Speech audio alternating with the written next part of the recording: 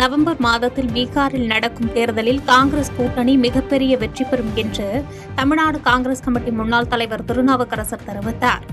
வாக்கு திருட்டுக்கு எதிரான மாபெரும் கையெழுத்து இயக்கம் மத்திய சென்னை கிழக்கு மாவட்ட காங்கிரஸ் கமிட்டி சார்பில் சென்னை பாரிமுனை தம்புசெட்டி தெருவில் நடைபெற்றது. தமிழ்நாடு காங்கிரஸ் கமிட்டி முன்னாள் தலைவர் திருநாவுக்கரசர் சிறப்பு விருந்தினராக கலந்து கொண்டு கையெழுத்து இயக்கத்தை துவக்கி வைத்து உரையாற்றினார்.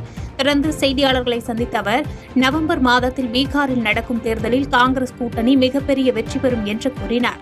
தற்போது அறிவித்துள்ள வரிச் சலுகைகள் மூலம் ஏழை மக்கள் 2.5 லட்சம் கோடி ரூபாய் சேமிப்பார்கள் என பிரதமர் தெரிவித்துள்ளார்.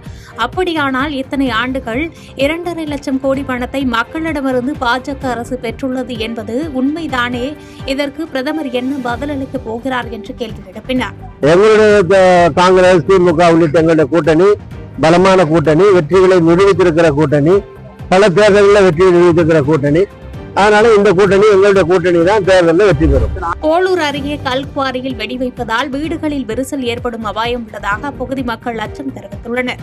திருவண்ணாமலை மாவட்டம் போலூர் அருகே உள்ள செங்குணம் கிராமத்தில் உள்ள மலையில் கனிம வளத்துறை சார்பில் வெடி வைத்து தகர்த்தி கல்வெட்டி எடுக்கப்படுகிறது. இரவு மற்றும் அதிகாலை நேரங்களில் பாறைகளை உடைக்க பயன்படுத்தும் அதிக ஒலி எழுப்பும் வெடிகளால் மலையை ஒட்டியுள்ள சுமார் 20க்கும் மேற்பட்ட வீடுகளில் விரிசல் ஏற்படுவதாகவும், மேலும் குடியிருப்பு பகுதிகள் வரை கற்கள் வந்து விழுவதால் உயிருக்கு அச்சம் ஏற்பட்டு வாழும் நிலை இருப்பதாகவும் செங்குணம் கிராம மக்கள் தெரிவிக்கின்றனர். உயிரிழப்பு ஏற்படுவதற்கு முன்பு அதிகாரிகள் உரிய ஆய்வு மேற்கொண்டு மலையிலிருந்து பாறையை வெடி வைக்காமல் வெட்டி எடுக்க மட்டுமே அனுமதி வழங்க வேண்டும் என்று மாவட்ட நிர்வாகத்திற்கு பொதுமக்கள் கோரிக்கை வைத்துள்ளனர். செங்கல்பட்டு அருகே வாடகைக்கு அறை எடுத்து தங்கியிருந்த இளைஞர் கொலை செய்யப்பட்ட நிலையில் ஒருவர் பலத்த காயங்களுடன் சிகிச்சை பெற்று வருகின்றார். செங்கல்பட்டு மாவட்டம் சிங்கப்பெருமாள் கோவில் அடுத்த திருத்தேரி பகுதியில் நெல்லையை சேர்ந்த பாரதி கண்ணன் மற்றும் தஞ்சாவூரை சேர்ந்த ராஜன் ஆகியோர் வாடகைக்கு அறை எடுத்து தங்கி பணிபுரிந்து வந்துள்ளனர். இந்நிலையில் நள்ளிரவு அறையில் தூங்கிக் கொண்டிருந்த பாரதி கண்ணனை அடையாளம் தெரியாத சில நபர்கள் கடுமையாக தாக்கியதில் சம்பவ இடத்திலேயே உயிரிழந்தார். மேலும் இந்த தாக்குதலில் ராஜனின் முகத்தில் பலத்த வெட்டு காயங்களுடன் மருத்துவமனையில் தீவிர சிகிச்சை பிரிவில் அனுமதிக்கப்பட்டுள்ளார். இந்த தாக்குதலில் பீர் பாட்டில் மற்றும் கத்தி பயன்படுத்தப்பட்டதாக தகவல் வெளியான நிலையில் தாக்குதலுக்கான காரணம் மற்றும் குற்றவாளிகள் யார் என்பது குறித்து மறைமலை நகர் போலீசார் தீவிர விசாரணை நடத்தி வருகின்றனர். ஒசூரில் உள்ள காப்பகத்தில் படித்து வந்த 9 வயது சிறுமியை பாலியல் துன்புறுத்தலில் ஈடுபட்டதாக காப்பக உரிமையாளர் உட்பட 5 பேரை மகளிர் போலீசார் கைது செய்தனர். கிருஷ்ணகிரி மாவட்டம் தின்னூர் பகுதியில் பெசோ என்ற பெயரில் செயல்பட்டு வரும் தனியார் காப்பகத்தில் 9 வயது சிறுமிக்கு காப்பக நிர்வாகியும் பள்ளி தாளாளருமான சாம் கணேஷ் பாலியல் துன்புறுத்தல் ஈடுபட்டதாக கூறப்படுகிறது. இதையடுத்து சிறுமி தாயார் அளித்த புகாரின் பேரில் போலீசார் விசாரணை மேற்கொண்டதில் கடந்த ஜனவரி மாதம் முதல் மாணவிக்கு பாலியல் துன்புறுத்தலில் ஈடுபட்டதாக தெரியவந்தது. மேலும் விசாரணையில் இதை வெளியில் தெரியாமல் இருக்க தாளாளரிடம் பண பரிமாற்றத்தில் ஈடுபட்டதாக ஒசூரை சேர்ந்த நாதா முரளி, செல்வராஜ் மற்றும் தாளாளர் மனைவி ஜோஷ்பின், தாளாளர் சாம் கணேஷ், ஆசிரியர் இந்திரா ஆகிய 5 பேரையும் கைது செய்து நீதிமன்ற காவலுக்கு உட்படுத்தப்பட்டு சிறையில் அடைத்தனர். கரூரில் கள்ளநோட்டு தயாரித்த விவகாரத்தில் 5 பேர் கைது செய்யப்பட்டுள்ள நிலையில் அவர்களிடமிருந்து கள்ளநோட்டு தயாரிப்பதற்கான இயந்திரங்கள் 6 லட்சம் கள்ளநோட்டுகளையும் போலீசார் கைப்பற்றி நடவடிக்கை எடுத்துள்ளனர். கரூர் தாந்தோணி மலையைச் சேர்ந்தவர் காண்டிபன். இவர் டாஸ்மாகில் 500 ரூபாய் கள்ளநோட்டை மாற்றிய நிலையில் போலீசார் கைது செய்து விசாரணை நடத்தினர். அதன் அடிப்படையில் சேலத்தை சேர்ந்த ஜெயக்குமார் என்பவரையும், ஆந்திர மாநிலத்தில் பதுங்கியிருந்த முக்கிய குற்றவாளிகளான சானு, அர்ஜுன், ராஜேந்திரன் உள்ளிட்டவர்களையும் போலீசார் கைது செய்தனர். கள்ளநோட்டு கும்பலை அதிரடியாக கைது செய்த காவல்துறையினரை மாவட்ட காவல் கண்காணிப்பாளர் பாராட்டியுள்ளார்.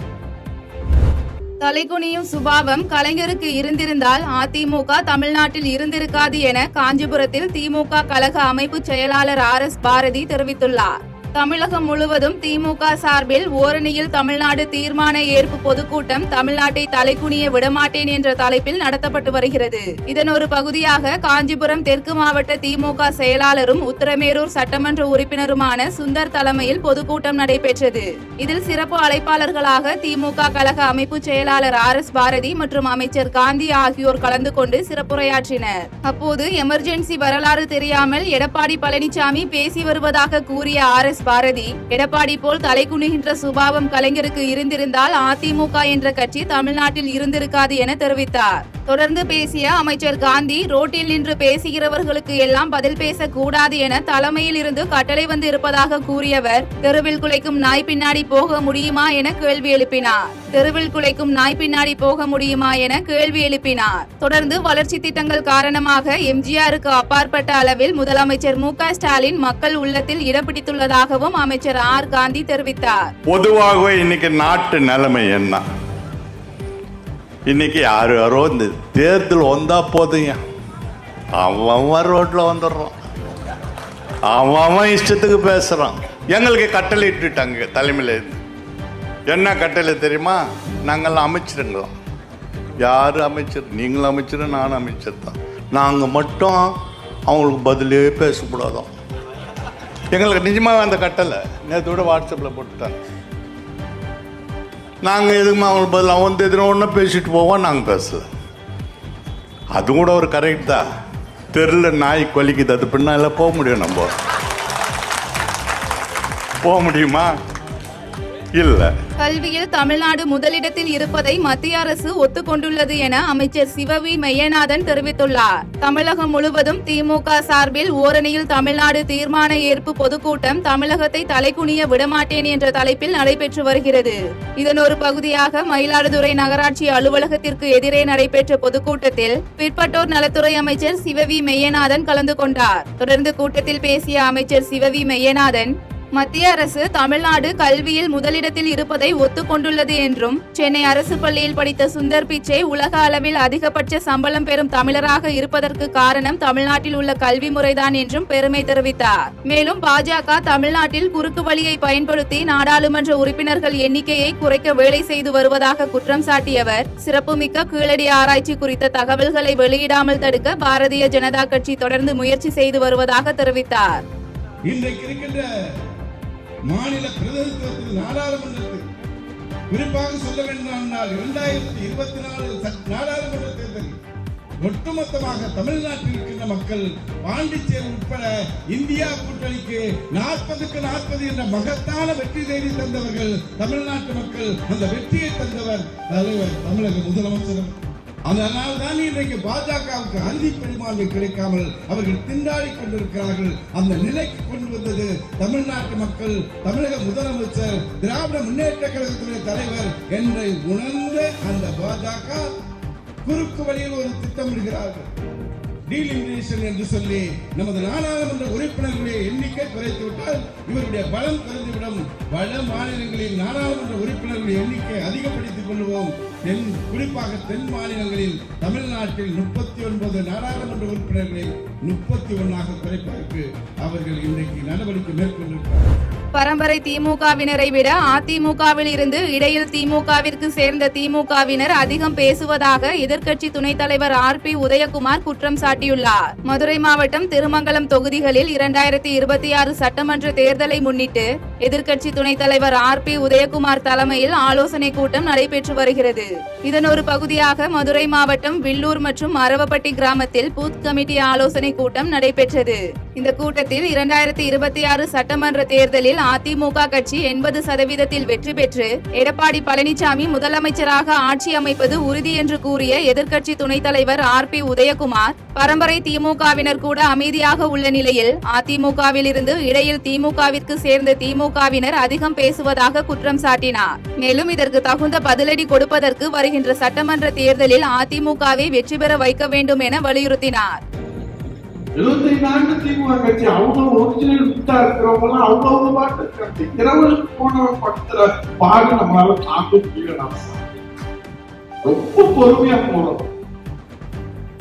இரவலுக்கு போன தலைவர்கள், காலங்காலமாக திமுகவில் சேவை செய்பவர்கள், உழைப்பவர்கள், பல்வேறு பதவிகளை கிளை செய்கிறார்கள், ஒன்றிய செய்கிறார்கள், மாவட்ட செயலாளர்கள் இருப்பவர்கள் தான் அவரவர்கள் பணிகளை சிறப்பாக செய்து கொடுக்கிறார். ஆனால் இங்கே இருந்து இரவலுக்காக சென்றவர்கள், வாழ்வாதாரத்துக்காக சென்றவர்கள் அங்கே போய் வீரவசனம் பேசுவதுதான் வேடிக்கையாக இருக்கிறது. நீங்கள் வீரவசனம் பேசுவதை பார்த்துக் கொண்டு எங்கள் கைகள் தூப்பதிக்க போகாது என்பதை மட்டும் இந்த இடத்தில் நான் போதைப்பொருள் அதிகம் விற்பனையாகும் மாநிலமாக குஜராத் உள்ளது என விழுப்புரத்தில் திமுக செய்தி தொடர்பாளர் TKS இளங்கோவன் குற்றம் சாட்டியுள்ளார். தமிழகம் முழுவதும் திமுக சார்பில் ஓரணியில் தமிழ்நாடு தீர்மான ஏற்பு பொதுக்கூட்டம் தமிழ்நாட்டை தலைகுனிய விடமாட்டேன் என்ற தலைப்பில் நடைபெற்று வருகிறது. இதன் ஒரு பகுதியாக விழுப்புரம் நகராட்சி திடலில் மத்திய மாவட்ட திமுக சார்பில் சட்டமன்ற உறுப்பினர் லட்சுமணன் தலைமையில் நடைபெற்ற பொதுக்கூட்டத்தில் திமுக செய்தி தொடர்பாளர் TKS இளங்கோவன் கலந்து கொண்டார். தொடர்ந்து கூட்டத்தில் பேசிய TKS இளங்கோவன், இளைஞர்கள் சேர்ந்து உருவாக்கிய இயக்கம்தான் திமுக என்றும், தமிழ்நாட்டின் பிரச்சினைக்காக போராடி சிறை சென்றவர்கள் திமுக தலைவர்கள் என்றும் கூறியவர், இந்தியாவில் பல கட்சிகள் காணாமல் போன நிலையில் திமுக 76வது ஆண்டில் நடைபோட்டு வரும் கட்சியாக உள்ளது என பெருமை தெரிவித்தார். தொடர்ந்து திமுக ஆட்சிக்கு வரும்போதெல்லாம் மக்களுக்கான திட்டங்கள் வருகின்றன என்று தெரிவித்தவர், எடப்பாடி பழனிசாமி கூட்டத்தின் போது திமுகவினர் ஆம்புலன்ஸ் விடுவதாக கூறுவது சிறுபிள்ளைத்தனமாக உள்ளது என விமர்சித்தார். மேலும் போதைப்பொருள் அதிகம் விற்பனையாகும் மாநிலமாக குஜராத் உள்ளதாக கூறியவர், குஜராத்தில் இருந்துதான் தமிழகத்திற்கு போதைப்பொருள் வருவதாக தெரிவித்தார். உத்தரப்பிரதேசத்தில் என்ன நடக்கிறது தெரியுமா? பாஜக ஆட்சி. அங்கே முதலமைச்சர் பாஜகவை சேர்ந்தவர். 5000 பள்ளிக்கூடங்களை மூடி இருக்கிறார். 5000 பள்ளிக்கூடங்கள் மூடப்பட்டிருக்கிற ஆட்சியை நடத்துவது பாஜக. இங்கே நாம் பள்ளிக்கூடங்களை திறக்கிறோம், மாணவர்களை படிக்க வைக்கிறோம், அவர்கள் படிப்பை பாதியிலே நின்றுவிடக் கூடாது என்பதற்கான திட்டங்களை, மதிய உணவு திட்டமாகட்டும், காலை சிற்றுண்டி திட்டமாகட்டும், அதை வழங்குகிறோம். நிதி இல்லாமல் நின்றுவிடக்கூடாது என்பதற்காக நிதியுதவி செய்கிறோம். இப்படி கல்வியிலே தமிழர்களின் உள்ள பிள்ளைகள் நன்றாக படித்து முன்னேற வேண்டும் என்பதற்கான பல திட்டங்களை நம்முடைய ஆட்சி தொடங்கியது. செய்திகளை உடனுக்குடன் தெரிந்து கொள்ள கீழ்கண்ட கேபிள் மற்றும் DTH நெட்வொர்க்குகளில் எம்நாடு செய்தி தொலைக்காட்சியை காணுங்கள். பாதகம் செய்பவரை கண்டால் நாம் பயம் கொள்ளலாகாது பாப்பா. மோதி மிதித்து விடு பாப்பா, அவர் முகத்தில் உமிழ்ந்து விடு பாப்பா. அண்மை செய்திகளை உடனுக்குடன் தெரிந்து கொள்ள இணைந்திருங்கள் எம்நாடு தொலைக்காட்சியுடன்.